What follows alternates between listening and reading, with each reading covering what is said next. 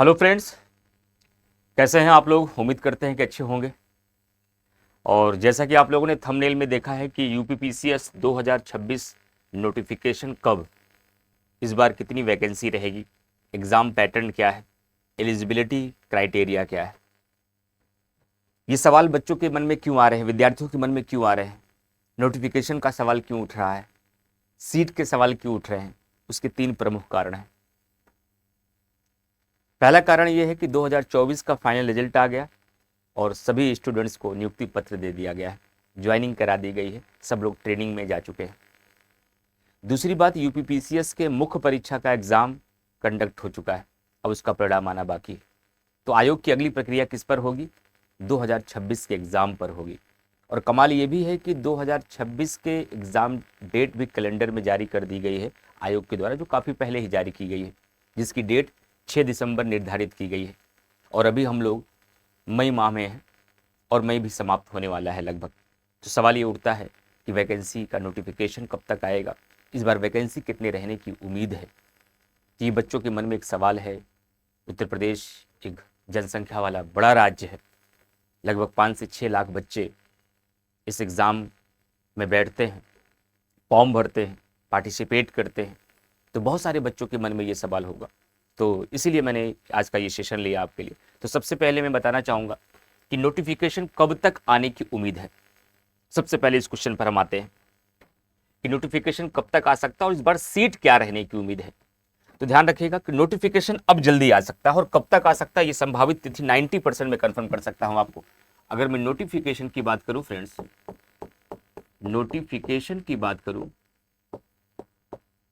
Notification की बात करूं, इसकी संभावना अब जल्द है। इसके 3 रीजन है। पहला रीजन कि 2024 के जो स्टूडेंट थे उनकी ज्वाइनिंग, मतलब कि आप कह सकते हैं उनको नियुक्ति पत्र दे दिया गया है, उनको नियुक्ति पत्र दे दिया गया है। लगभग सभी स्टूडेंट ट्रेनिंग के लिए जा चुके हैं, यानी कि 24 वाली प्रक्रिया लगभग पूरी हो चुकी है। 2025 का प्रीलिम्स का रिजल्ट आ गया फरवरी मार्च में, मेंस का एग्जाम भी हो गया और साथ ही साथ 26 के लिए कमीशन द्वारा 6 दिसंबर 2026 को डेट डिसाइड की गई है। तो संभावना ये है, वैसे सेशन लेट हो गया, हमेशा एग्जाम मई जून में हो जाना चाहिए था, लेकिन पिछली बार जब मार्च में एग्जाम था 24 वाला, वहीं से सेशन लेट हुआ। जब 22 दिसंबर को आपका प्रीलिम्स 24 वाला हुआ, तब से ये सर्कल आगे ही बढ़ गया है। अगले साल 12 अक्टूबर को हुआ, इस बार 6 दिसंबर चला गया।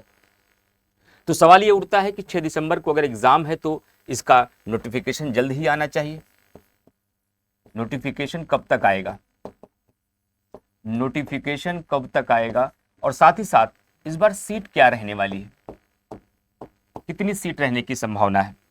तो नोटिफिकेशन की अगर बात की जाए फ्रेंड, तो ध्यान रखिएगा ये नोटिफिकेशन या तो जून के लास्ट मंथ में आ जाएगा, लास्ट मंथ में आ जाएगा, या तो जुलाई के फर्स्ट वीक में, जुलाई के फर्स्ट वीक में नोटिफिकेशन आ जाएगा। सवाल उठता है कि सर क्या ये 100% तय है? 100% तो कुछ नहीं होता, लेकिन ये 90%, जो कुछ भी आयोग के द्वारा हम लोगों को जानकारी मिली है, उस जानकारी के अकॉर्डिंग 90% पॉसिबिलिटी है कि नोटिफिकेशन यूपीपीसीएस 2026 का जून के लास्ट मंथ या जुलाई के फर्स्ट वीक में आ जाएगा। 90% हो सकता है आगे भी जा सकती है, लेकिन 90% संभावना है कि जुलाई के फर्स्ट वीक तक या जून के लास्ट में भी आपका नोटिफिकेशन यूपीपीसीएस 2026 का आ जाएगा। इसलिए सीरियस हो जाने का समय आ चुका है आप सभी स्टूडेंट्स का, जो यूपीपीसीएस के एग्जाम की तैयारी कर रहे हैं। सवाल ये उठता है कि सीट कितनी होगी, क्योंकि सीट बहुत मायने रखता है। 3-4 साल पहले तो 200-300 सीटें आती थी, 150 सीटें आती थी, लेकिन पिछले 2 सालों से लगभग 1000 के आसपास सीटें आ रही हैं। और इस बार भी 2024 में 932 सीटों पर बच्चों का चयन हुआ है, और जो 25 का मेंस है इसमें भी लगभग 1000 सीट के आसपास है। तो 26 में कितनी सीट रहने वाली है? देखिए, सीट 2 तरीके से आती है। जब नोटिफिकेशन आता है तब न्यूनतम सीटें बताई जाती है। नोटिफिकेशन आता है, यूपीपीसीएस का जो पैटर्न है आप देख रहे होंगे, तब इसमें मिनिमम सीट आपको बताई जाती है नोटिफिकेशन के समय। लेकिन जब आपका एग्जाम होता है एग्जाम होते होते आपकी सीट क्या कर दी जाती है, बढ़ा दी जाती है। और इस बार नोटिफिकेशन में ही संभावना है कि बढ़ी हुई सीट आ रही है।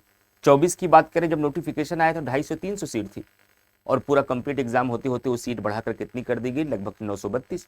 25 में भी यही सब पोजीशन थी, तो 26 में भी ऐसा होने वाला है, लेकिन इस बार नोटिफिकेशन में ही ज्यादा सीट आने वाली है। तो नोटिफिकेशन के समय ये जो सीट रहेगी वह 400 से 500 रहेगी, लेकिन एग्जाम होते होते जब इस सीटों को बढ़ाया जाएगा, इस बार सीट पहली बार 1000 प्लस होने की संभावना है।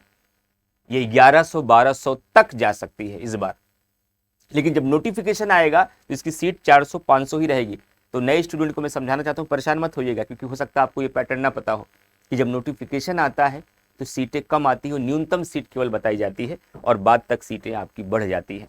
तो नोटिफिकेशन के समय जो जून लास्ट या जुलाई फर्स्ट वीक में आएगा, तब तक यूपीपीसीएस 2026 के लिए सीटें 400 या 500 की संभावना है। और अगर इतनी सीटें रहीं तो ये तो 100% लगभग संभावना हो जाएगी कि 1000 से प्लस सीटें इस बार आपको मिलेगी। और किसी भी स्टेट पीसीएस के लिए 1000 से प्लस सीटें बहुत है। अगर आप सीरियस हैं, आप डेडिकेटेड हैं, एग्ज़ाम ओरिएंटेड पढ़ाई कर रहे हैं, परीक्षा के डिमांड पर पढ़ाई कर रहे हैं, रेगुलरिटी बना कर रखें, तो इसमें चयन होना आपके लिए आसान हो जाता है। पूरे आईएएस में 1000 सीट आती है, जिसमें पूरे भारत भर के बच्चे पार्टिसिपेट करते हैं। और यूपी पीसीएस में 90% केवल यूपी के ही बच्चे पार्टिसिपेट करते हैं, 10% अदर स्टेट के बच्चे पार्टिसिपेट करते हैं। तो जाहिर सी बात है कि यूपी के भीतर 1000 बच्चों में कंपटीशन करना और वहाँ सिलेक्शन लेना बहुत असंभव और इम्पॉसिबल नहीं है, अगर आप अनुशासित हैं, डेडिकेटेड हैं, मेहनत के साथ एग्ज़ाम ओरिएंटेड अपनी पढ़ाई डिटेल में आप कर रहे हैं। तो ये तो हो गई आपकी नोटिफिकेशन और सीट की बात। मैंने दूसरा पॉइंट इसमें लिया है कि सर एग्जाम पैटर्न क्या होता है, क्योंकि बिगिनर बच्चे ये सेशन सबसे ज़्यादा देख रहे होंगे। तो इस एग्जाम का एग्जाम पैटर्न क्या होता है, जैसा कि पता है ये एग्जाम के 3 पैटर्न हैं, ये 3 चरण होते हैं। इसमें 3 एग्जाम होता है। सबसे पहले आप प्रीलिम्स देते हैं, फिर मेंस देते हैं, फिर इंटरव्यू देते हैं, तो फाइनल लिस्ट आती है। और जैसा कि आपको पता है कि प्रीलिम्स में जो अभी अनुमान चल रहा है, जानकारी के लिए आप लोगों को बता दूं मैं, प्रीलिम्स में पहले 18 गुना के आसपास सिलेक्शन होता है। इसकी मांग लगातार बढ़ रही है, लेकिन अभी पिछले 2 सालों से देखा जा रहा है प्रीलिम्स में लगभग 13 से 15 गुना ही प्रीलिम्स में सिलेक्शन कराया जा रहा है। जैसा कि पिछली बार 12 से 13 हज़ार बच्चों ने मेंस दिया है। 25 की अगर बात करें जिसमें 1000 सीटें हैं, लेकिन ये संख्या लगातार मांग चल रही है कि इस संख्या को बढ़ाया जाए ताकि प्रीलिम्स ज़्यादा से ज़्यादा बच्चों का क्वालिफाई हो, मेंस में अपना फिर बच्चे परफॉर्म करके फाइनल सिलेक्शन का हिस्सा बने। अगर ये 18 गुना कर दें तो बहुत अच्छा हो जाए, लेकिन ये आयोग ही तय करेगा। लेकिन मिनिमम 12 से 13 गुना तो बनी ही रहेगी और इसमें संशोधन भी हो सकता है। यानी कि 1000 अगर आपकी सीट रहती है तो मिनिमम 13,000 बच्चों का अगर बढ़ा दिया गया तो मैक्सिमम ये 18,000 बच्चे जो हैं वह प्रीलिम्स के लिए क्वालिफाई करते हैं। प्रीलिम्स केवल एक क्वालिफाइंग एग्जाम है जो आपको मेंस में ले जाता है। कट ऑफ आपने पूरा कर दिया तो आप मेंस में जाएंगे। प्रीलिम्स का कोई भी अंक या नंबर आपके मेंस के एग्जामिनेशन में नहीं ऐड होता, बस क्वालिफाई हो जाना चाहिए कि आप मेंस का एग्जाम दे सकते हैं।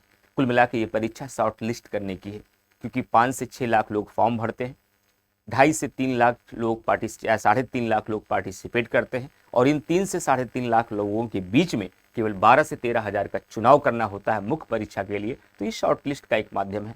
और तो कंपटीशन जबरदस्त है, सबसे ज़्यादा कंपटीशन तो आपके प्रीलिम्स में है, क्योंकि प्रीलिम्स में जहाँ 3 से 3.5 लाख लोग पार्टिसिपेट करते हैं, वो बात अलग है कि ये 3.5 लाख लोग जो पार्टिसिपेट करते हैं, ये 3.5 लाख जो लोग पार्टिसिपेट करते हैं, इसमें सीरियस बच्चों की संख्या 30,000 ही होगी। 30,000 या कह सकते हैं 30,000 से 50,000 बच्चे ही सीरियस रहते हैं, जो लगातार उसके लिए एफर्ट लगाते हैं, क्लास करते हैं, पढ़ते हैं, रेगुलरिटी के साथ अपना समय देते हैं। इतने ही बच्चे होते हैं इसमें, बाकी तो सब फॉर्म भरने वाले होते हैं। लेकिन तब भी कंपटीशन मेंस की तुलना में प्रीलिम्स में ही ज़्यादा है, क्योंकि जब आप मेंस में जाते हैं तो अगर 13 बाई द वे मिनिमम 13,000 बच्चे सेलेक्ट होते हैं, तो लगभग अगर 1000 सीट है तो 3000 बच्चे साक्षात्कार के लिए यानी इंटरव्यू के लिए बुलाए जाते हैं।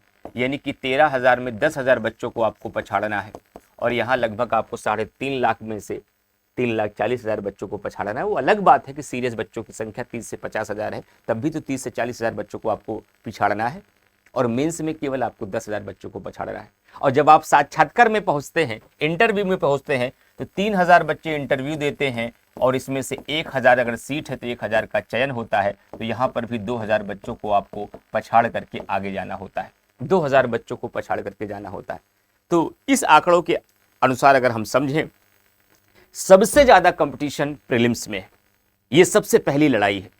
उसके बाद कंपटीशन मेंस में है और सबसे कम कंपटीशन इंटरव्यू में है, क्योंकि वहां तक अगर आपने पहुंच गए और अगर आपने मेंस में अच्छा किया है तो ज्यादातर संभावना है कि आप सेलेक्ट हो जाएंगे और फाइनल लिस्ट का हिस्सा बन जाएंगे। क्यों? क्योंकि मेंस का नंबर और इंटरव्यू का नंबर आपस में जुड़ता है। मेंस टोटल 1500 नंबर का होता है, 1500 नंबर का, और इंटरव्यू केवल 100 नंबर का होता है। और जो फाइनल लिस्ट बनती है वह 1600 अंक पर बनती है, ध्यान रखिएगा। यानी कि मेंस में अगर आप अच्छा नंबर लेकर के आते हैं, इंटरव्यू में थोड़ा कम भी पाए, आपका मित्र हो सकता है 70 नंबर पा जाए और आपको हो सकता है मिनिमम 50 नंबर मिले, लेकिन आप मेंस में, एग्जाम्पल के तौर पे मैं बता रहा हूं कि आप 800 नंबर लेकर आए हैं और आपका मित्र 750 नंबर लेकर आया है, फिर भी आप उससे अच्छी रैंक पाएंगे। और यहां पर अपने मित्र से 50 नंबर की लीड लेना आसान है और यहां पर किसी से भी 20 नंबर की भी लीड लेना बहुत मुश्किल काम होता है, क्योंकि जितने भी बच्चे इंटरव्यू दे रहे हैं अपने आप में सब एलिजिबल हैं, सब योग्य हैं, और वहां पर इतना मैक्सिमम अंतर होता है, लेकिन यहां पर बहुत अंतर होता है। इसलिए फाइनल सिलेक्शन के लिए सबसे बड़ा रोल कौन अदा करता है? मेंस आंसर राइटिंग, यानी मेंस की स्किल, लिखने की स्किल। अगर लिखने की स्किल अच्छी है तो इंटरव्यू मायने तो रखेगा, लेकिन बहुत बड़ा मायने नहीं रखेगा, इतना बड़ा मायने नहीं रखेगा कि इंटरव्यू की वजह से आप बाहर हो जाए, अगर मेंस में आपने अच्छा प्रदर्शन किया है। क्योंकि इंटरव्यू 100 नंबर का है, मिनिमम 50 मिल ही जाता है और मैक्सिमम 70 मिलता है, और मेंस आपका 1500 नंबर का है, इसमें आप जितना मेहनत करना है उतना मेहनत करके इसको नंबर आप बढ़ा सकते हैं। लेकिन इस एग्जाम में पहुंचने के लिए आपको ये पहली परीक्षा पास करनी पड़ती है, जिसमें जीएस पेपर 1, जीएस पेपर 2 होता है। जीएस पेपर 2 जो आपका सी शेट का पेपर होता है, इसमें केवल 33% नंबर पाना होता है, क्वालिफाइंग है। लेकिन ये जीएस पेपर 1 जो है ये आपका स्कोरिंग है, और ज्यादातर बच्चे अपनी पहली लड़ाई से ही निराश हैं कि प्रीलिम्स ही नहीं क्वालिफाई हो पा रहा है, हम एफर्ट लगा रहे हैं। इसका मतलब इस एग्जाम को, पहली परीक्षा को, प्रीलिम्स को नकारा नहीं जा सकता, लेकिन मेंस को छोड़ा नहीं जा सकता, क्योंकि यही हमें फाइनल सिलेक्शन दिलाएगा, लेकिन यही हमें मेंस तक पहुंचाएगा।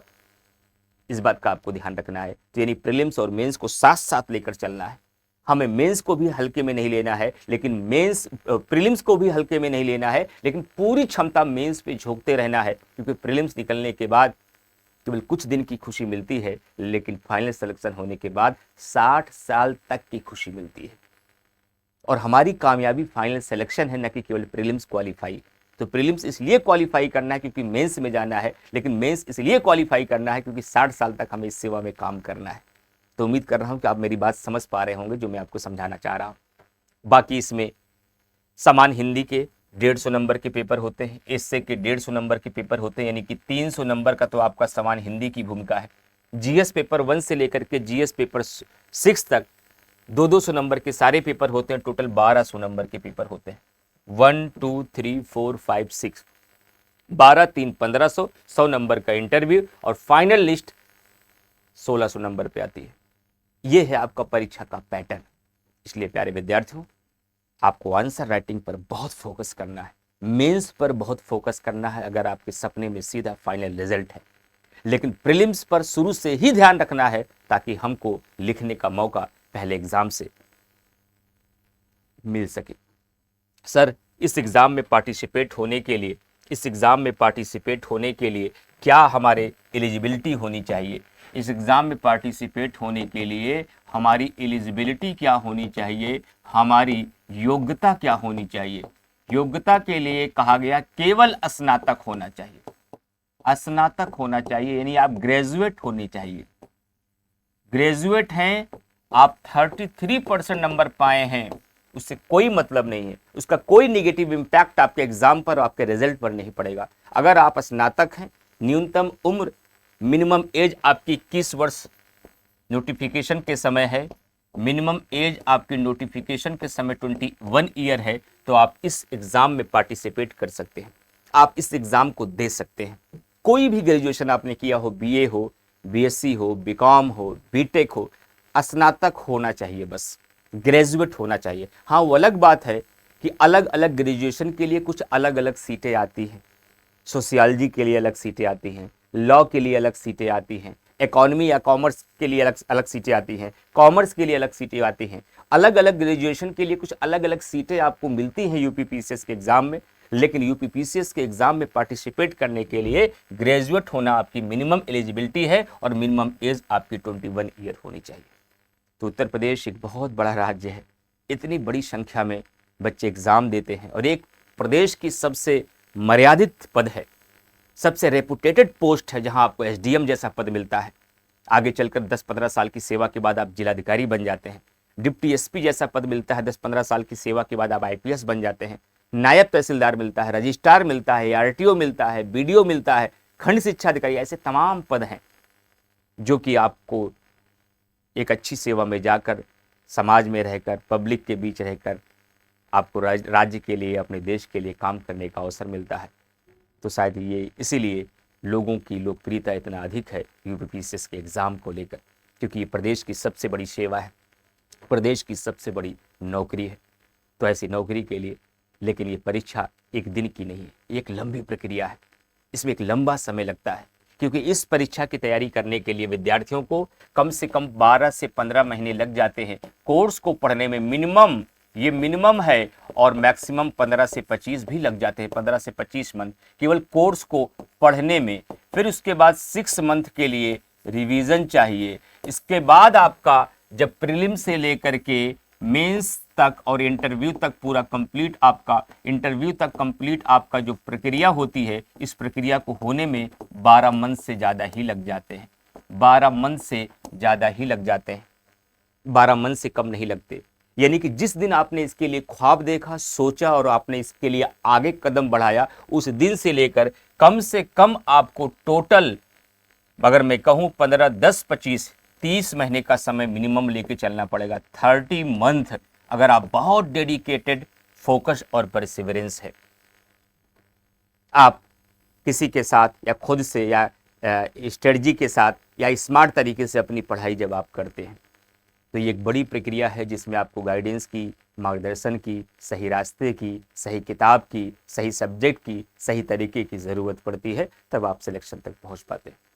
और अंतिम में एक बात आपको और बताना चाहूँगा, जितने भी पूरे उत्तर प्रदेश के विद्यार्थी इस सेशन को देख रहे होंगे, तो ये सेशन मैं स्टडी आईक्यू के मन से ले रहा हूँ। तो स्टडी आईक्यू के द्वारा पूरे प्रदेश भर में जो बच्चे, चाहे वो हिंदी मीडियम के हों या इंग्लिश मीडियम को हों, जो बच्चे प्रिपरेशन कर रहे हैं, हर अलग अलग बच्चों के लिए अलग अलग कोर्स को डिज़ाइन किया गया है कि जिस बच्चे की सिचुएशन और स्थिति जिस प्रकार से हो, उस प्रकार से बच्चा संस्थान के साथ, पूरी स्टडी आईक्यू की टीम और शिक्षकों के साथ अपनी प्रिपरेशन कर सकता है। जैसे एग्जाम्पल के तौर पर, अगर कोई बच्चा अपनी तैयारी की शुरुआत कर रहा है और वो आज पहली बार सोच रहा है कि मुझे भी पीसीएस बनना है और देना है, अब मैं आज से ही घर बैठे हमें अपनी तैयारी करना है, हम इलाहाबाद नहीं जा सकते, यानी प्रयागराज, हम दिल्ली नहीं जा सकते, लखनऊ नहीं जा सकते, हम घर पे रहकर नौकरी करके या अपने गांव में रह करके हम सिविल सेवा की तैयारी करना चाहते हैं, तो क्या ये सपना पूरा हो सकता है? बिल्कुल हो सकता है।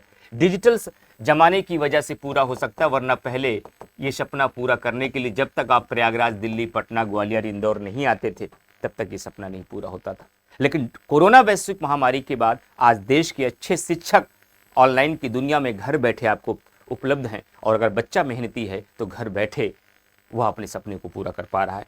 तो पूरी कंप्लीट हिंदी माध्यम की तैयारी के लिए शुरू से, जिसमें आपको प्रीलिम्स की भी प्रिपरेशन हो, जिसमें आपकी मेंस की भी प्रिपरेशन हो, जिसमें आपकी आंसर राइटिंग भी कराई जाए, जिसमें आपको टेस्ट सीरीज भी मिले, जिसमें आपको सारी किताबें, बुक्स भी मिल जाएं, जिसमें आपको लास्ट में रिवीजन भी मिल जाए। ये पूरे कंप्लीट कोर्स के लिए, हिंदी माध्यम के लिए एक बैच है जिसका नाम है अभ्युदय बैच। और जो बच्चे इंग्लिश मीडियम के हैं या बाइलिंगुअल हैं, उनके लिए है आरंभ बैच, जो शुरू से, स्टार्टिंग से अपनी तैयारी करना चाहते हैं, स्टार्टिंग से, कि ताकि एक कोर्स के माध्यम से हम अपने सिलेक्शन तक पहुंच पाएं। तो उसके लिए आपके हिंदी मीडियम के लिए अभ्युदय और इंग्लिश मीडियम के लिए आरंभ बैच है। लेकिन ऐसे तमाम बच्चे पूरे प्रदेश भर में हैं जो क्लास कर लिए हैं, कोचिंग कर लिए हैं, खुद से पढ़ लिए हैं, लेकिन फिर भी पता नहीं कहाँ कमी रह गई, कहाँ किस नज़र में कमी रह गई, क्या तरीके में कमी रह गई, प्रीलिम्स क्वालिफाई नहीं हो रहा है, जबकि पढ़ चुके हैं, कोर्स कर चुके हैं, कोचिंग कर चुके हैं, सेल्फ स्टडी कर चुके हैं, लेकिन प्रीलिम्स नहीं हो रहा है। तो उन बच्चों के लिए केवल एक तरीका है कि उनको फाउंडेशन पढ़ने की ज़रूरत नहीं है, क्योंकि जब एक बार पढ़ लिया तो अब रिवीजन की जरूरत है और प्रीलिम्स की बारीकियों को पकड़ने की जरूरत है। तो ऐसे बच्चों को केवल प्रीलिम्स का कोर्स लेकर के 6 दिसंबर के एग्जाम को टारगेट करना चाहिए और शिक्षकों के साथ मिलकर अपना कंप्लीट रिवीजन करके अपनी प्रीलिम्स की तैयारी को मजबूत करना चाहिए। लेकिन ऐसे बच्चे जो प्रीलिम्स में ये भरोसा है कि सर हम क्लास कर चुके हैं, कोचिंग कर चुके हैं, पढ़ चुके हैं, प्रीलिम्स मेरा निकल जाएगा, लेकिन आंसर राइटिंग पे कोई कमांड नहीं है, हमारी लेखन शैली एकदम कमजोर है, हम लिख नहीं पाते, मेंस पर हमारी कमांड नहीं है, तो ऐसे बच्चों के लिए आलेखन बैच है, जिसको हम कहते हैं आंसर राइटिंग बैच। जिसको हम क्या कहते हैं? जिसको हम कहते हैं आंसर राइटिंग बैच। इस आंसर राइटिंग बैच के माध्यम से आपकी पूरी मेंस की तैयारी कराई जाती है। यहाँ पर टीचर अपने अपने सब्जेक्ट के जो एक्सपर्ट हैं, जैसे मैं पॉलिटी में, कोई हिस्ट्री में, कोई ज्योग्राफी में, कोई साइंस में, वो आएंगे सिलेबस के अकॉर्डिंग टॉपिक वाइज पूरा उत्तर लिखाएंगे, भूमिका बताएंगे, बॉडी लाइन बताएंगे, कंक्लूजन बताएंगे। डेली 2 कॉपी 2 आंसर आपसे लिखाए जाएंगे, डेली 2 उत्तर लिख करके आपको कॉपी दी जाएगी कि कहाँ कहाँ आप मिस्टेक कर रहे हैं 72 घंटे के भीतर। और जितने क्वेश्चन कराए जाएंगे उसका एक मॉडल आंसर दिया जाएगा, जीएस पेपर 1 से लेकर 6 तक, समान हिंदी तक, एथिक्स तक। लेकिन ये बैच केवल उन्हीं स्टूडेंट्स को करना चाहिए जिन स्टूडेंट्स ने फाउंडेशन किसी भी संस्थान से, किसी भी शिक्षक से, किसी भी कोचिंग से या सेल्फ स्टडी के माध्यम से पढ़ लिया हो, वही बच्चा आंसर राइटिंग सीख पाएगा। अगर आप सोचें हम सीधा आंसर राइटिंग से अपनी तैयारी शुरू कर दें, दैट इज नॉट पॉसिबल। अगर स्टार्टिंग से तैयारी करना है तो आपके लिए फाउंडेशन बैच ही है, अभिदेव या आरंभ। लेकिन केवल आंसर राइटिंग आपका वीक है और सब हो चुका है, तब आपको आलेखन कर लेना चाहिए। लेकिन उत्तर प्रदेश के भीतर एक एग्जाम और है जिस एग्जाम की लोकप्रियता बहुत ज्यादा है, उस एग्जाम का नाम है ROARO। जो स्टूडेंट केवल ROARO की तैयारी करते हैं, वो पीसीएस का एग्जाम नहीं देते हैं, केवल उनका एकमात्र लक्ष्य ROARO का एग्जाम क्रैक करना है, तो वो ROARO के बैच को ले सकते हैं। यहाँ फीस के बारे में, गोल्ड और प्लेटिनम बैच के बारे में बताया गया है। कोई भी आपको डाउट है, तो आप इस नंबर पर कॉल कर सकते हैं 9289996963 9289996923 पर आप कॉल कर सकते हैं, 633 पर कॉल कर सकते हैं। अगर कोई डाउट है, आपको किसी बैच के बारे में डिटेल में जानना है, सब कुछ पूछना है, तो ये हमारे टीम का नंबर है 9289996923। इस नंबर पर आप कॉल करके पूरी डिटेल जानकारी ले सकते हैं और उसके बाद आपको टीम सब कुछ बता देगी। बस आपको बताना है कि हम किस बैच के साथ जुड़कर अपनी तैयारी करना चाहते हैं। किसी भी डिस्काउंट के लिए, आप छूट के लिए इमरान23 ये कूपन कोड लगता है किसी भी बैच में, तो कूपन कोड का आप यूज़ करके आप डिस्काउंट भी प्राप्त कर सकते हैं। तो मैं उम्मीद करता हूं कि पूरे प्रदेश भर के विद्यार्थियों को पहली बात तो नोटिफिकेशन के बारे में जानकारी होगी, कब तक आ सकता है 100% नहीं, 90% की संभावना है जो आयोग के द्वारा हम लोग को सूचना प्राप्त है। उसके बाद दूसरी जानकारी कि सीट इस बार कितनी रह सकती है, तीसरी जानकारी एग्जाम हमारा कब है, चौथी जानकारी परीक्षा के चरण कितने हैं, पांचवी जानकारी कौन सा चरण कितना इंपॉर्टेंट है, और लास्ट जानकारी इसके लिए मिनिमम एलिजिबिलिटी क्या होनी चाहिए, और सबसे लास्ट में इन सब के लिए स्टडी IQ प्लेटफॉर्म में क्या क्या माध्यम से तैयारी कराई जा रही है, फाउंडेशन क्या है, प्रीलिम्स क्या है, आलेखन क्या है, ROARO क्या है, किस बैच, हिंदी मीडियम क्या है, इंग्लिश मीडियम क्या है, ये कंप्लीट जानकारी मैंने दे दी। इसके बाद भी किसी भी स्टूडेंट का कोई डाउट है, किसी और मुद्दे पर कोई सवाल है, आपकी कुछ और समस्या है, तो कमेंट करके कमेंट जरूर बताइएगा कि मेरी प्रॉब्लम ये है सर, क्या इसका समाधान हो सकता है, इसके लिए हमारा मार्गदर्शन करें, तो जरूर हम उस पर भी कोई वीडियो बना देंगे। ठीक है, thank you very much to all of you, to all my dear students.